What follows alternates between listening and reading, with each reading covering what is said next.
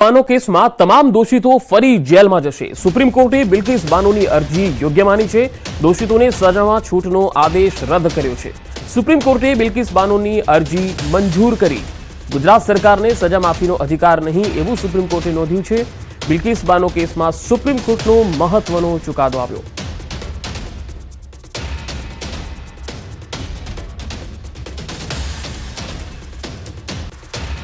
તો બિલ્કિસ બાનો કેસમાં ચુકાદો આવતા પરિવારજનોએ ખુશી વ્યક્ત કરી। દાહોદના દેવગઢ બારિયા ખાતે ફટાકડા ફોડીને ઉજવણી કરવામાં આવી। સમગ્ર ઘટના પર નજર કરીએ તો ગુજરાતમાં ગોધરાકાંડ દરમિયાન બિલ્કિસ બાનો પર સામૂહિક દુષ્કર્મ કરાયું હતું અને ત્યારબાદ પરિવારના 7 લોકોની હત્યા થઈ હતી। આ કેસમાં 11 કેદીઓને રાજ્ય સરકારના નિર્ણય બાદ મુક્ત કરાયા હતા। ત્યારબાદ પરિવારે સુપ્રીમ કોર્ટના દરવાજા ખખડાવ્યા હતા।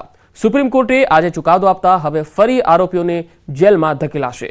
પરિવારે સુપ્રીમ કોર્ટના નિર્ણયને આવકારી ઉજવણી કરી। જેને લઈ અમે સુપ્રીમ કોર્ટમાં પિટિશન દાખલ કરેલી હતી। આજ મીડિયાના માધ્યમથી મને જાણવા મળ્યું છે કે સુપ્રીમ કોર્ટે ગુજરાત સરકારના નિર્ણયને રદ કર્યો છે અને આરોપીઓને પાછા જેલમાં નાખવા અને તે બાબતે અમે ખુશ છીએ અને અમને અમારો ન્યાય મળ્યો તેવી અમે આશા વ્યક્ત કરીએ છીએ। બિલ્કિસ બાનો કેસમાં આજે સુપ્રીમ કોર્ટ દ્વારા મહત્વનો ચુકાદો આપવામાં આવ્યો છે। ત્યારે કહી શકાય કે હાલ અમે રણધીરપુર પોલીસ સ્ટેશન વિસ્તારમાં ઊભા છે અને અહીંયા જે રણધીરપુર વિસ્તારમાં કોઈ પણ અનિચ્છનીય બનાવ ન બને તે માટે ચુસ્ત પોલીસ બંદોબસ્ત પણ ગોઠવી દેવામાં આવ્યો છે। જો કે કહી શકાય કે હાલ જે સુપ્રીમ કોર્ટ દ્વારા જે 11 આરોપીઓને ફરી જેલ ખાતે મોકલવાના આદેશ કરી દેવામાં આવ્યા છે।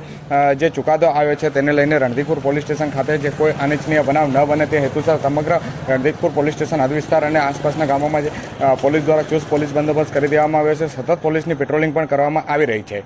સૌરભ ગેહલોત, ન્યૂઝ 18 ગુજરાતી, દાહોદ।